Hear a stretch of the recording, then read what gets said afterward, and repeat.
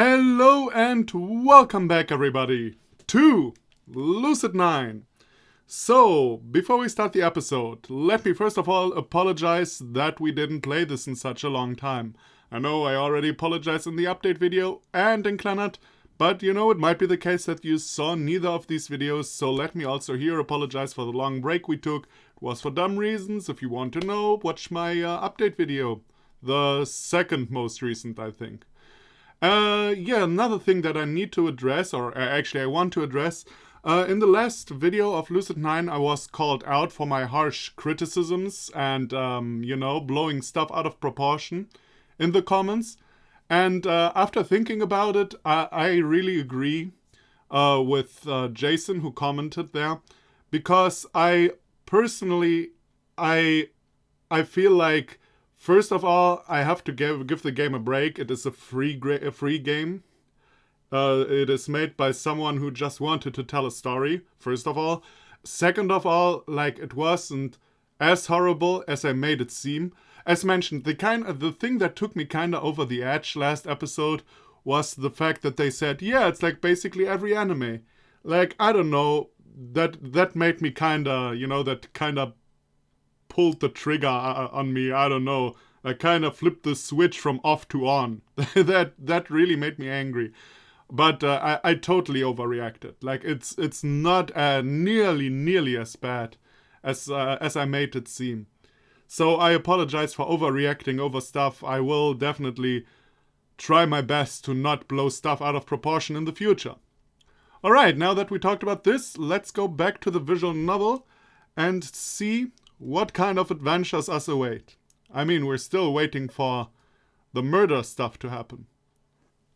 I snag a plate of food and search for Rui, but she's nowhere in sight. Guess that conversation took a little longer than I originally intended. I quickly scarf my food down and return to the classroom. Alright class, let's take secondary roll before we head to the courtyard.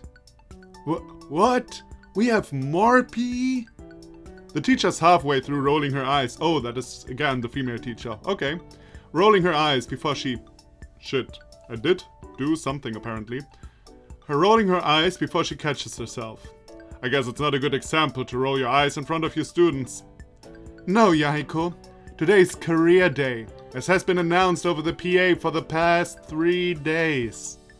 Afternoon classes are cancelled so that third years may explore possible future occupations with specialists. Oh, right.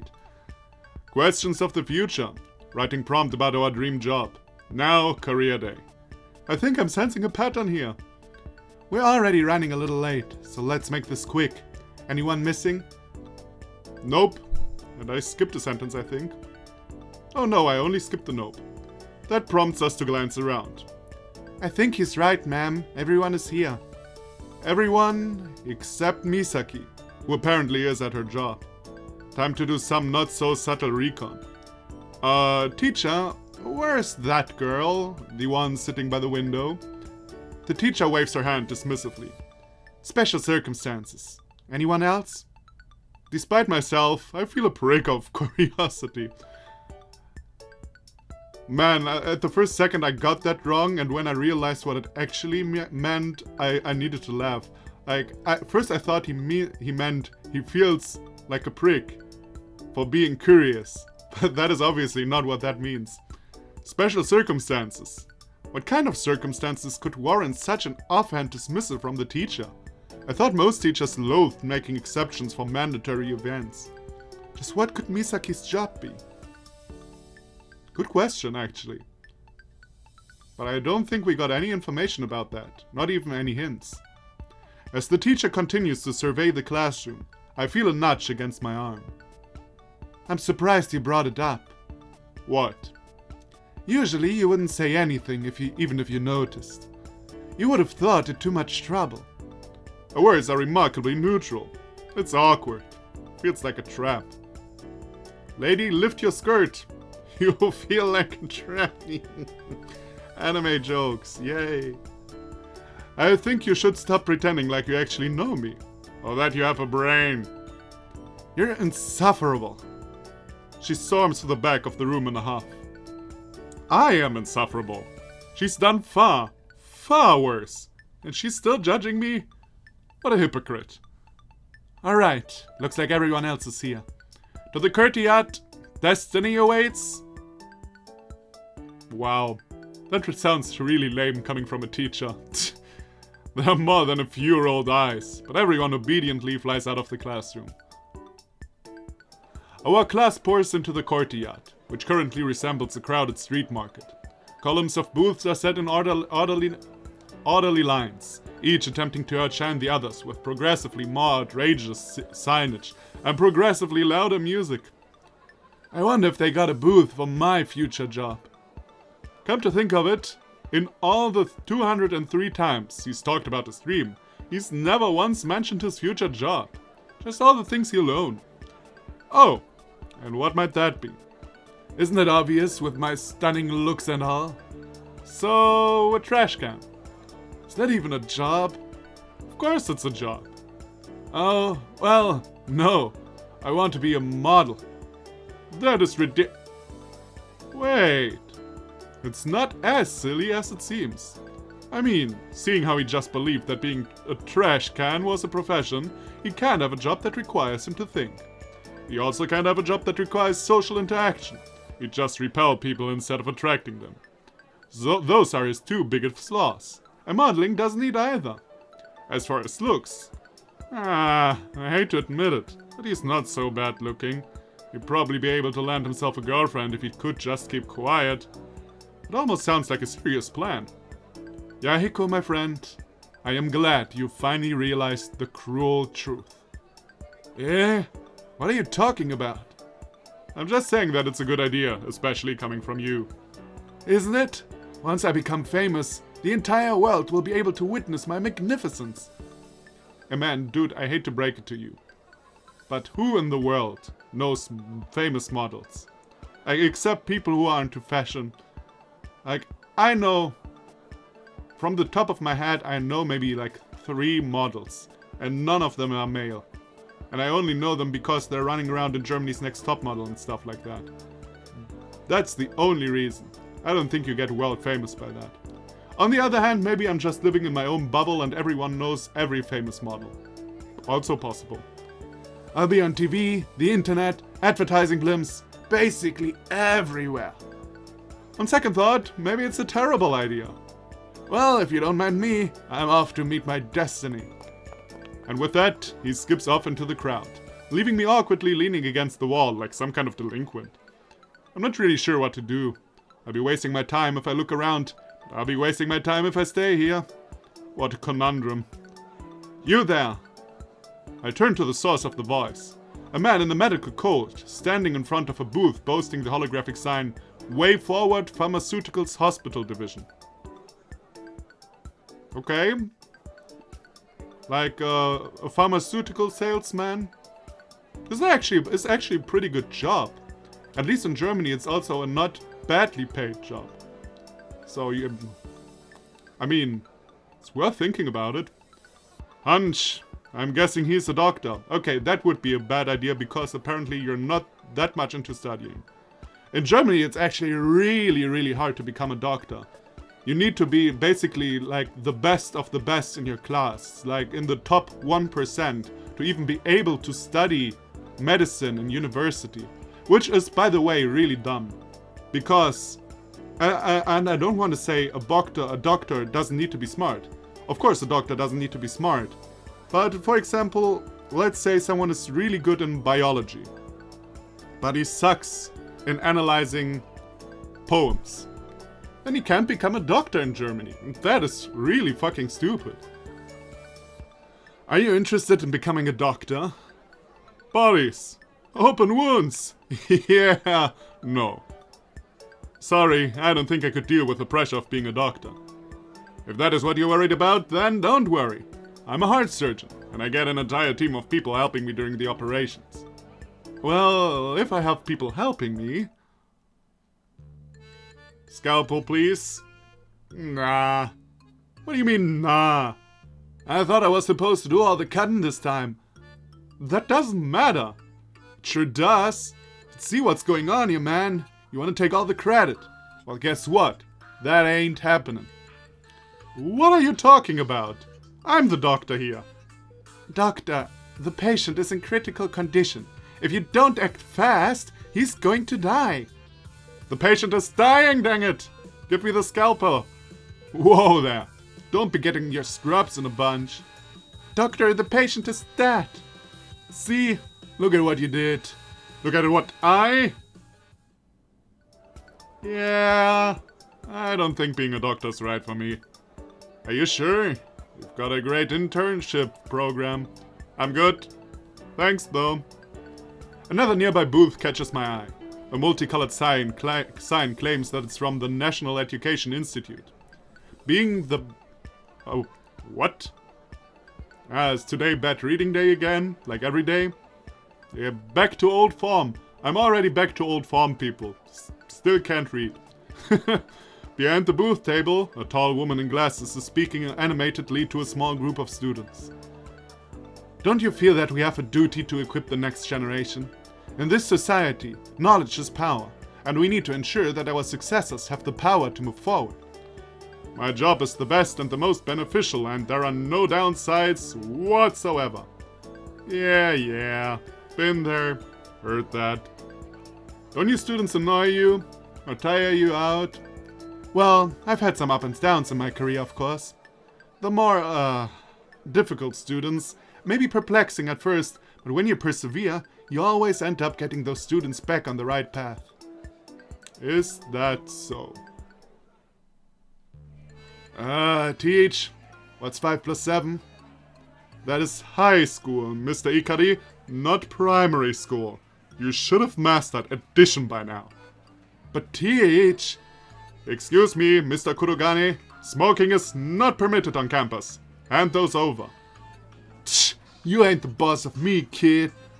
Kid? I'm your teacher. You're shorter than me, kid. And that makes you a kid. Oh, let me tell you.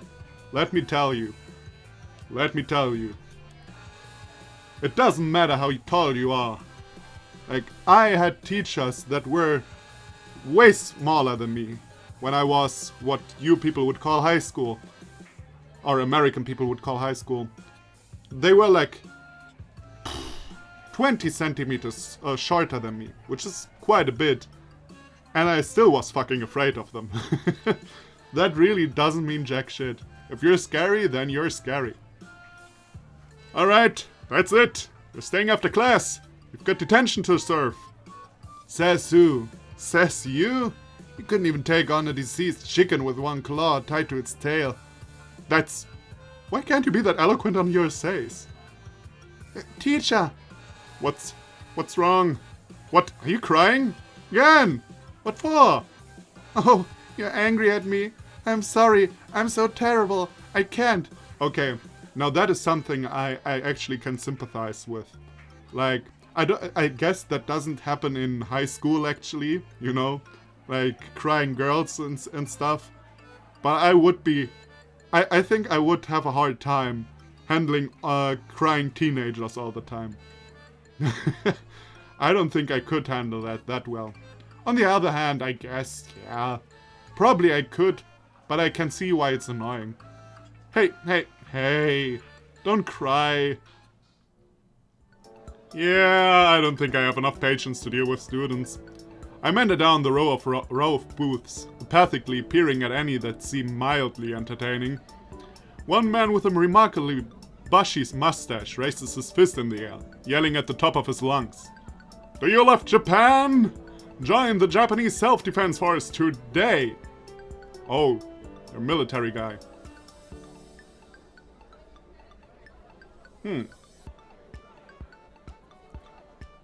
Yeah, to be honest,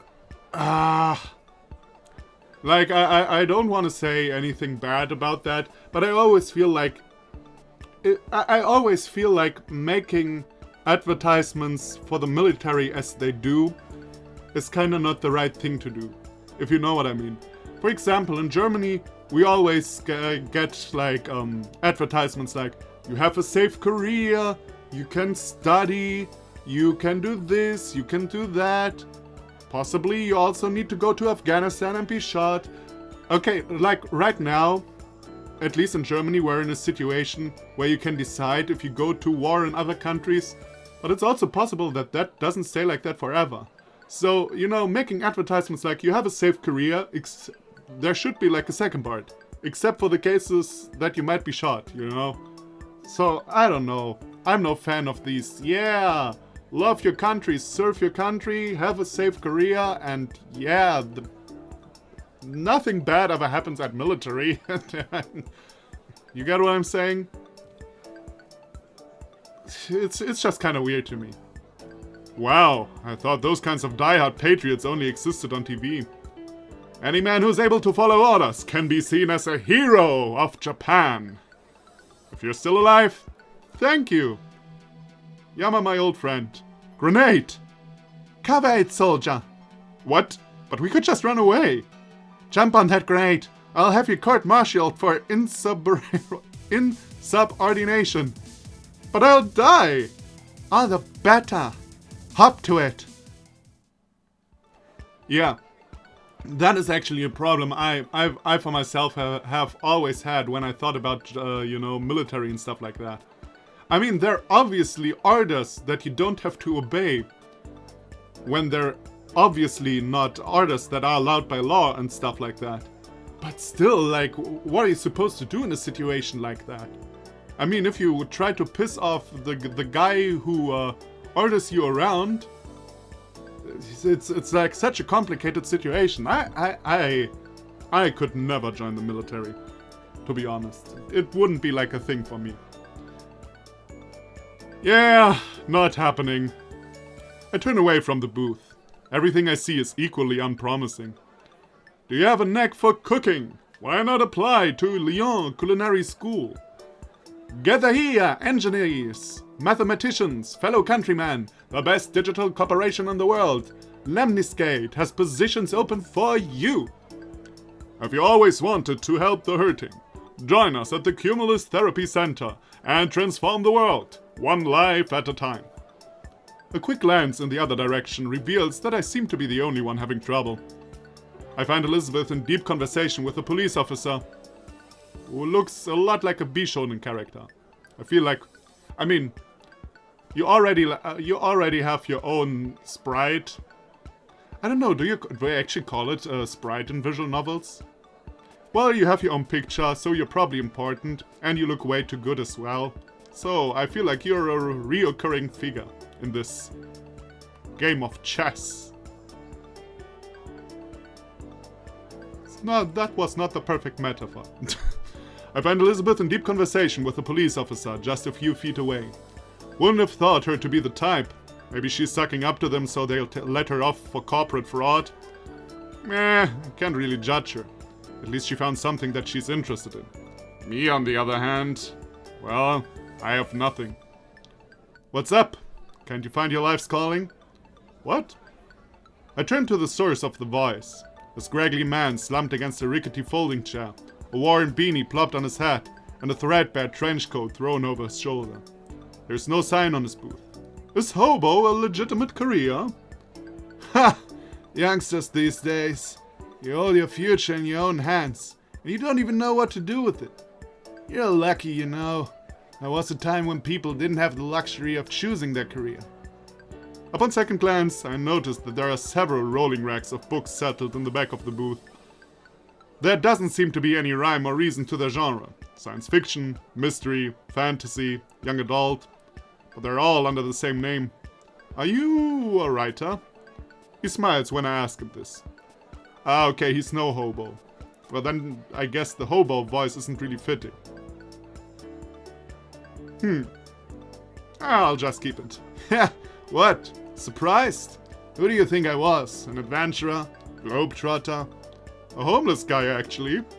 He throws back his head and laughs. You've got life. I can't wait to read your stories. Somehow, I don't think that being a writer would fit me. Oh, somebody help me. Whatever should I do? Fear not, generic damsel in distress. I am the hero. I lost the previous battle, so this is the heroic rematch where I'm guaranteed to win. How fortunate. After you win this final battle, I shall bestow you with an obligatory smooch of victory. And depending on what kind of book this is, even more. Hey, you can't just ignore the villain. I got your girl, Yama. Oh, spare us with your evil gloating. It will only lead to your downfall.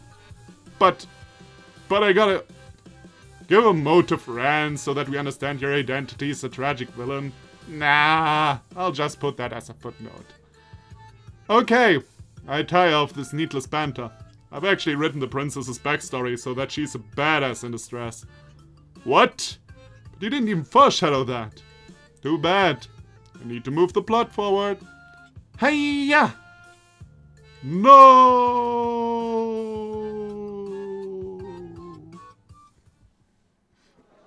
Yeah, I don't think I can come up with original material. At least I'm glad. I'm glad Yama, or the authors of the visual novels, think similar of the tragic villain backstory. That is so overdone these days. That is really so overdone these days. It's funny. Actually, all this stuff, it really came full circle. These days, there are so little just playing good guys and playing bad guys that it's really fresh of breath air when you read a story where one is just bad and one is just good. And not million shades of grey. And don't get me wrong, I don't say like a story is bad if there are shades of grey. Quite the opposite. You can do much more with shades of grey. I'm just saying there are two little stories where there are actual lines, you know. Today everything is bad, man. Who's good, who's bad? Nobody knows. That is why you just rip off real life, you know. Ah, thanks, but no thanks. He shrugs apathically as I walk away. A nearby small group of students catches my eye. They're gathered in front of a man in a long, sweeping lab coat. Although his voice is placid, there lies an undercurrent of power in every word he says. Life is a fragile thing. There's an unspeakable number of ways for the human body to fail, and even more for it to be broken. Are you the guy who helps the teacher killing people? Death was accepted as an inevitable part of life, a natural stage in the cycle of this world. But it doesn't have to be that way. The man in the lab coat straightens as the students break into hurried whispers. Through research, we can create medicine that fights diseases and treats disorders, extending our life exponentially, and maybe even indefinitely. Ah, so he's a medical researcher. Or alternatively, he tries making, I don't know, gold out of coal or stuff like that. Alchemy, I don't know. Maybe alchemy is cool in the future again. He fixes his gaze on each individual in the crowd. Not in a hostile manner, but certainly in an unnerving one. A day may come when we can defy death. His eyes land on me. The intelligent arc of his brow and the commanding line of his jaw shift slightly as he examines me. I feel frozen beneath his piercing gaze. It isn't exactly uncomfortable, just strange. Eventually he turns away, adjusting the golden glasses that are settled on the bridge of his nose. They don't look really golden though. If you seek to make a lasting influence on the world, join us at Way Forward Pharmaceuticals in the research division. Together, we can accomplish the impossible and prevent the inevitable. The crowd of students breaks into applause, their faces agape in wonder. I can only scoff. No one can defy death. Anyone who thinks otherwise is just delusional. Hey, is that the foreshadowing we talked about in the flashback a second ago? As I turn away from the Way Forward booth, the PA hums to life. Attention students! Mayor Inori will be speaking at the center stage in 5 minutes. The students around me gasp audibly, breaking into frantic whispers. Mayor Inori! Here! In person! Our school is important, you know. Why wouldn't he come? Come on, let's get a good spot. I follow the massive not the massive throng, but the massive throng of students gathering around the courtyard center stage. Okay, how about we do this next time? Because I feel like we're already like 30 minutes or over in. And I don't want to get the episode too long. Now this was actually an entertaining episode. I actually enjoyed like this little, he imagines himself to be in jobs he can't handle. Because, to be honest, I don't know if you, the viewer, are still in school or already left school. But we all were there at one point. Or you are right there at one point, or you will be there at one point. It's really unnerving thinking about your future and what kind of job you want to do, because more often than not you're stuck with it for a pretty long time. And that is why it's an important decision. Okie dokie, so next time we're going to find out what the mayor has to say. And maybe we're going to find out more about that research guy, because it really feels like the stuff he mentioned was really important. And maybe we're going to learn more about the policeman. Although I kinda have the feeling the policeman will probably have something to do later, when all the murders and stuff come into play. But you know, that is just me guessing. So, thank you everybody for watching. Come back for the next episode. And I'll see you then. Bye bye.